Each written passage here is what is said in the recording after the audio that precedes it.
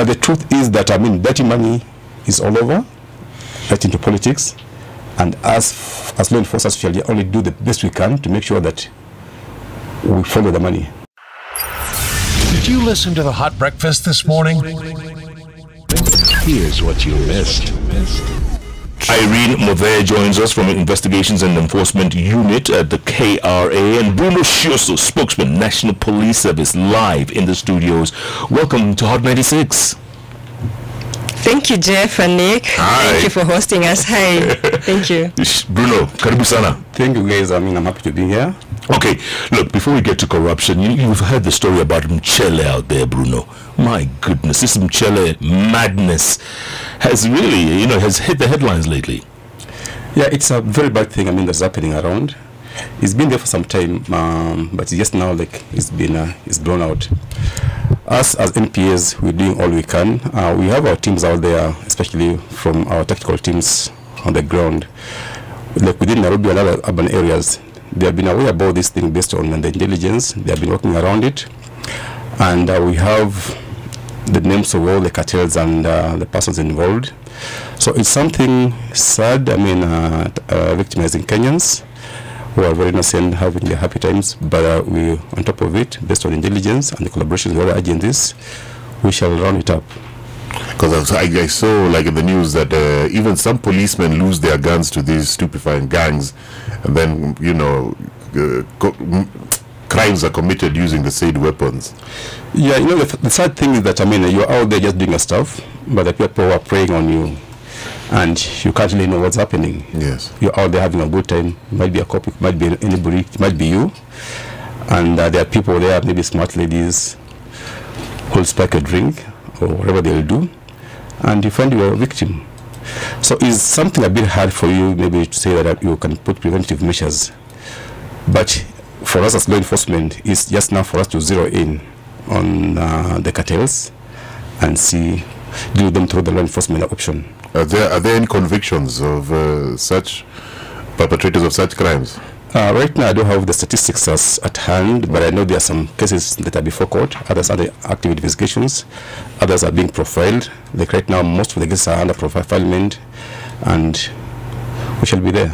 In the meantime, what do? We stay home over the weekend, or No, don't stay home. Kenyans should go out and enjoy the time, enjoy their drink. I think maybe do a background check on whoever you're... Yeah, but the thing is just be cautious, be careful. I mean that, just know who you are with, where you go to nice clubs. I mean, maybe where you are well known, the people. It's like when you go to one place where you're known, and mostly the kind of guys who hang around over there, is much easier than just going to random places. You don't know people, who are around there, the intentions, and you're victimized. Irene, you're with the Investigations and Enforcement Unit at the KRA. What does that mean? Jeff, basically, Investigation and Enforcement is a department of KRA that handles matters KRA from an investigative perspective, so that we're looking at not just a compliance check, but we're going over and above that to get the findings as to how, if it's a tax that was evaded, how we ended up, the taxpayer ended up evading such taxes. So we have a fully fledged DCI unit. We have investigators with vast skills in investigations. We also have advocates. I'm one of the advocates there, so that we get to analyze what the investigators have done and pursue it through court or through, like what Nick mentioned, ADR. Yeah, so basically investigation and enforcement is, as the name suggests, to investigate and then enforce for purposes of tax compliance. But each day, Irene, let's face it, each day you read a headline, such and such billions stolen here, billions stolen there. I mean, people are asking, have we lost the fight against corruption? No, we have not. Why I say we have not, it's because you see, Jeff, we all have various intentions. Yes. So there is one out there who is not sleeping because they are orchestrating ways of evading taxes. And people have wits out there. So we're not losing the fight. We also are training our officers. We're also having our different agencies helping in the fight against tax evasion. And with this collaboration, I think we've not lost the fight. Actually, we are at par with what is happening. We are at par with the schemes that are being deployed by these cartels and enterprises. Do they get to a situation where they get arrested for these kind of maneuvers they are executing on KRA? Yeah, definitely. But just to jump in and build on what Irene has said, we are losing the fight, and we shouldn't lose it, and we won't lose it. One, we have all the tools, capacities, and capabilities as the law enforcement sector. Like this time around, we are working in the base framework than never before, what we call the Muthee agency framework, where we come together, all of us from the enforcement sector, because we have so many other players around it. NPS through the DCI, we have the KRA, like Irene here, we have ACC, so many other guys. So we come together, we pull our capacities, we pull our comparative advantages, just for us to be ahead, because we know these guys who are doing, who are engaged in this, let's just call it what we call a crime, corruption, tax evasion, and all those kind of crimes. They are very smart guys. Actually, they're not the normal person, normal criminal of Michele, just spoken about. It's actually Nick, Jeff, and me, and Irene. People who are smart, gone to school, and they utilize their knowledge to make sure that they're ahead of, they can extract those high-level white-collar crimes, and with minimal detection. So for us, what we are doing, we are building those capacities to make sure that we don't just catch up with them, but we are much ahead of them. We are building up some very robust collaborations within, amongst ourselves, and even beyond the borders. Because these are, again, these kind of crimes, you see, they're transnational crimes. So we there, we're doing all we can. And just to come to a question, in terms of arrests, yeah, many of them, they are under investigations, many of them are before court, or them just say many of them are before the criminal justice system, which is just, a part of our investigative and prosecutorial functions.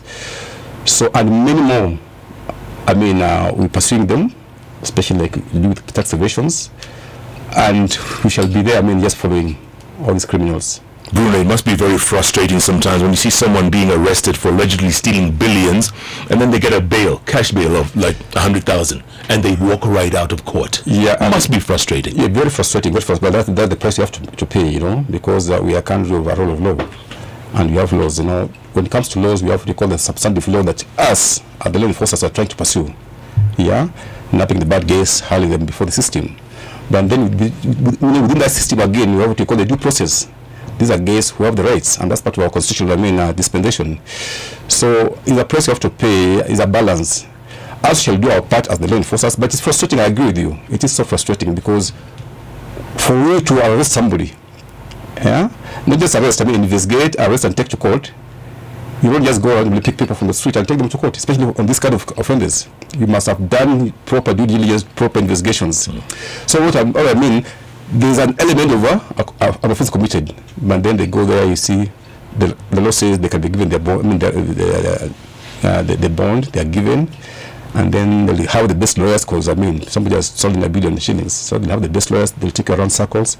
It is frustrating, they say the law is on us, but then as we do what we can, because we are rule of law, we do it through the legal system processes. Irene, as an advocate, your role as a lawyer in beating the system, what do you think should be done so that lawyers can be able to circumnavigate the laws to The way Bruno has said it, bail is a constitutional right. It is the beginning of a criminal process. So that I don't actually think we should get frustrated by the fact that one has been awarded bail or bond terms, because then it does not mean that it is a stop to the criminal justice system. At the end of the day, and we've seen even politically exposed persons go through the process, and at the end of the day they are convicted. So really, I don't think it's a matter of why are we bailing out these people. It is a right. Let them be bailed. Let them be advanced a fair trial, so that once they are convicted, then we don't even have room for reviews, room for appeals. It is fair and just, as per the Constitution. But Irene, it takes so long for someone to be convicted. Does this slow down your investigations? The law does not down our investigations, because then, Jeff, investigation is a lengthy process, and Bruno will tell you, investigation, it takes a lot of time going into. And in this case, matters say like tax offenses, you have to seek for third-party evidence, you have to make calls here and there, you have to walk in offices, request for documents, go to county offices, documents have been swept by floods and all that, So by the time you're having that evidence then, and you go to court, it's a matter of linking, creating a nexus with in the investigation findings within this evidence, so that at the end of the day then, the court is able to get to award you a conviction. And that is why I started by saying that, for instance, if you look at these agencies, say for example, EACC is investigating a case of corruption.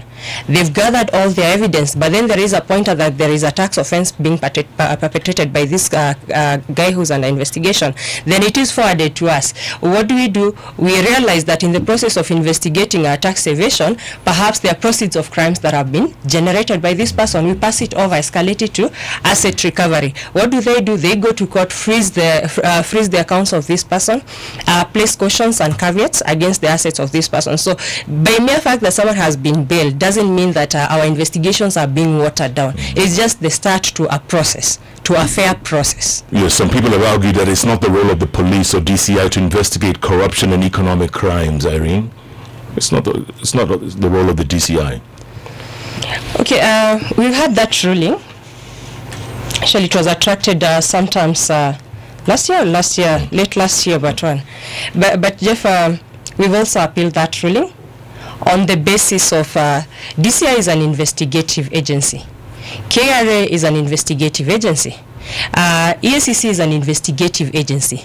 So when these investigations are conducted, then it really matters not who is conducting these investigations, because at the end of the day, DPP relies on an investigation that is from an investigative agency. So what really matters is the evidence gathered and whether that evidence is sufficient enough to convict this person that is before court. So that we're saying, as DCI, they have vast roles that they not roles, legislative acts that they enforce. One of those legislations will be the TPA, Tax Procedures Act. It will be a legislation on corruption, a legislation on asset recovery. Nothing bars them from investigating matters pertaining to tax, matters pertaining to penal code, theft matters. They have a very vast scope. For KRA, with the investigations that we have, if they're conducted by KRA investigators with the aid of the DCI, then nothing stops the court from relying on that kind of evidence. We are lucky that at KRA we have a fully fledged DCI office, what we commonly refer to the Revenue Protection Services. So as is right now, our investigations are still geared by the DCI unit, which is seconded to KRA. So how we choose to look at it is this evidence that has been garnered sufficient enough? Really matters not where this evidence is coming from. Is the person conducting the investigation competent enough to partake those investigations? Tell us more about the Revenue Protection Unit. Nick, I just want to add something on that because it's touching on the police. Yeah, police, this debate on police, corruption, involvement, I think people don't really get it right. And she's put it very clearly. First of all, I mentioned the issue of multi-agency. That right now we have that framework. We are not very keen on those silos. Yeah, we are saying we are law enforcers. Let's target what call a crime as a countries. So we work together. First of all, we sit on the same table. We analyze all these issues and come up to a common agreement as law enforcement. Secondly, I refer people to the Constitution, the creation of National Police Service, and that's Article 245, and maybe be there very clearly giving the police that mandate to prevent corruption. Go read it. It's very clear in the Constitution. Having said that, then you have what you call, and she's articulated that very well, the general mandate. You see, National Police Service, for the longest time, before even other agencies came up, we've been doing all these investigative, functions, generally. So we still have that general investigative function. Where you'll find that, whereas, most of the agencies will come specifically maybe on one line of investigation, as we can go around, and maybe give support. And because we've been there for long, it brings us up to the fourth point of those comparative advantages now that you've built over time. Yeah? in terms of the capacities we build over time as DCI or as NPS, and even beyond that, the kind of structures we have in place. We have the police cells, which are very instrumental when it comes to investigation. Yeah, so you have police cells. We have police officers at every corner of the country.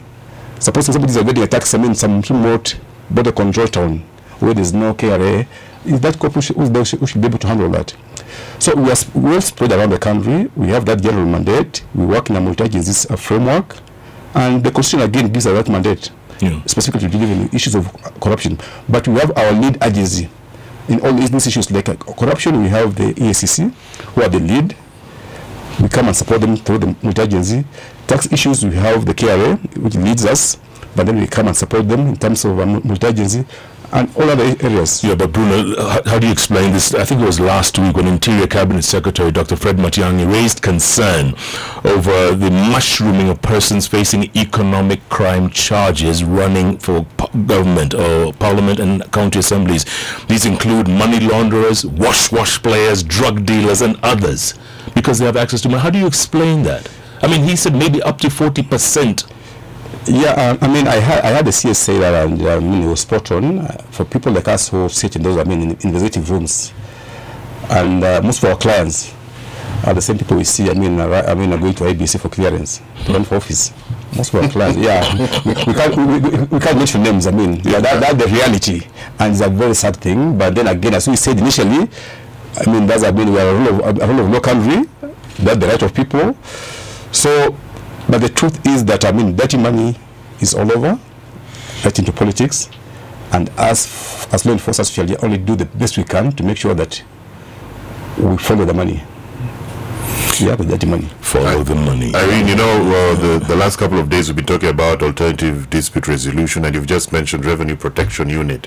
So, you know, the police, obviously, you know, when you see someone in blue, there's a way we have to respect them and fear and get goosebumps. Now, you, maybe you can tell us, shed more light on how, you know, KRA, revenue protection, the DCI from that angle, so that at the same time, if someone is going through these situations, they know how to...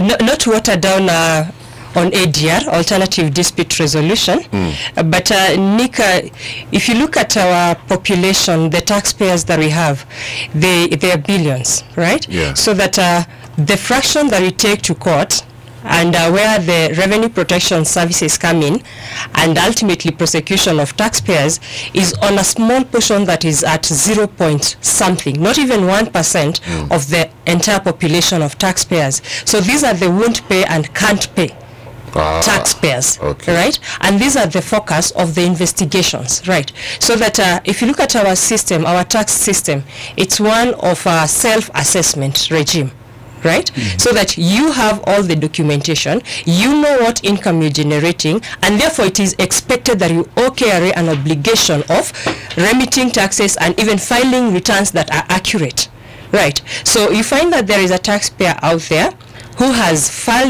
not filed their returns, yet there is evidence that perhaps they got a tender with the county government, they were paid. We are able to trace the money, what Bruno has said, we are able to follow the money. We know they benefited of this money. Now, when they're called upon, they want to exercise impunity.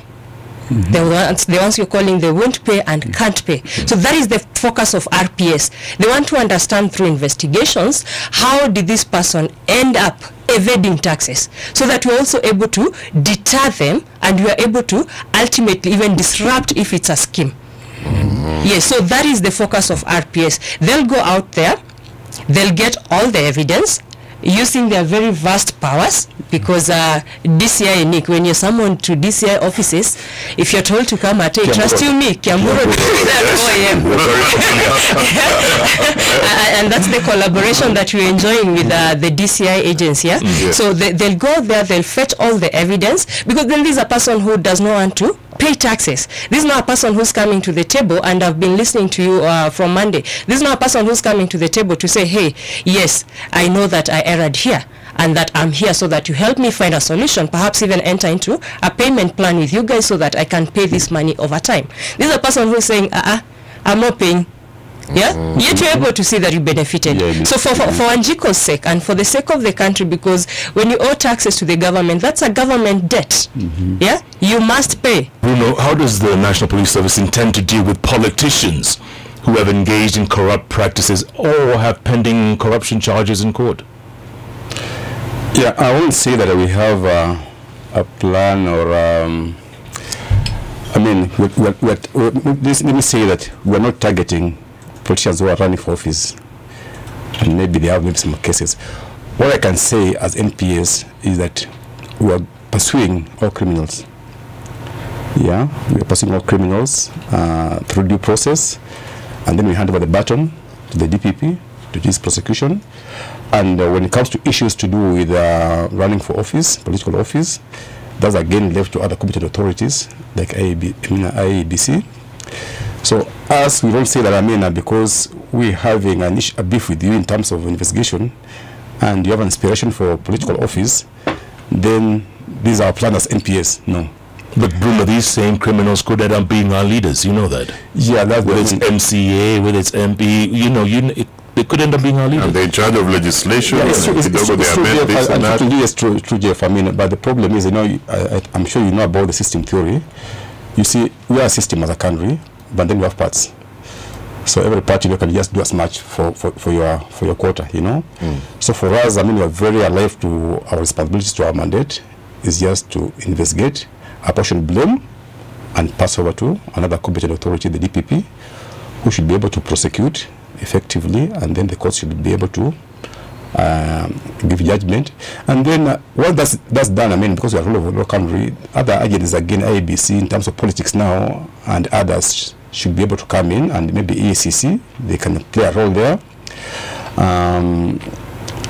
Because the issue of clearance, okay, like for us at NPS, like this year, what you do, when they come to us for clearance, what people call a certificate of good conduct, we shall look in our records, we run through our database, and if we see, Jeff wants to become the governor of Kiambu, and this is what we have on him, that we have on him, we make it known through the certificate of good conduct, which you have to take to ABC.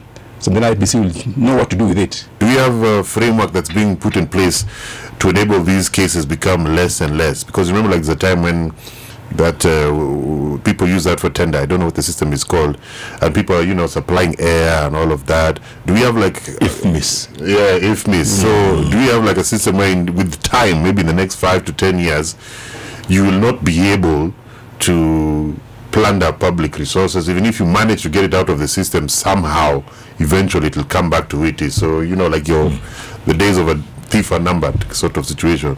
Once you've been prosecuted in court for tax offenses, does not mean that you'll not pay the taxes owing. Actually, the law is very clear on that. Yes, you might frustrate for one reason or the other, because at times the courts are beyond us. They are beyond our control. We only tender in all that investigation. We know the time it has consumed, the resources that have gone into it. But for one reason or the other, the court might acquit this person. But that does not negate the fact that taxes must be paid.